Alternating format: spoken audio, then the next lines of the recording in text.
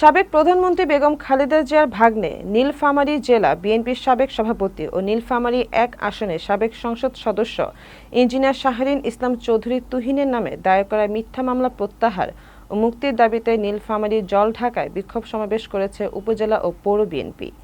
নীলফামারীর প্রতিনিধি মনিরুজ্জামান লেবু আইটিভি বাংলাকে জানিয়েছেন, মঙ্গলবার শেষ বিকেলে জলঢাকা পেট্রোল পাম্প এলাকায় অস্থায়ী দলীয় কার্যালয় থেকে উপজেলা বিএনপির সাধারণ সম্পাদক মইনুল ইসলামের নেতৃত্বে একটি বিক্ষোভ মিছিল বের হয়ে পৌর শহরের প্রধান প্রধান সড়ক প্রদক্ষিণ শেষে স্থানীয় 0 পয়েন্ট মোড়ে সমাবেশে মিলিত হয়। পৌর বিএনপির সভাপতি রশিদুল ইসলাম বাঙালির সভাপতিত্বে এই সময় উপস্থিত ছিলেন উপজেলা বিএনপির সহ সভাপতি ও সাবেক ইউপি চেয়ারম্যান কোহিনুজ্জামান লিটন, সাংগঠনিক সম্পাদক ফিরোজুল ইসলাম শেবু চৌধুরী, পৌর বিএনপির সাধারণ সম্পাদক গোলাম সরোয়ার ভুট্টো এবং উপজেলা শ্রমিক দলের সভাপতি আমিনুর রহমান, তাঁতি দলের সভাপতি আলমগীর হোসেন, উপজেলা ছাত্র দলের আহ্বায়ক মমতাজুল ইসলাম মিঠু সহ অনেকে উপস্থিত ছিলেন।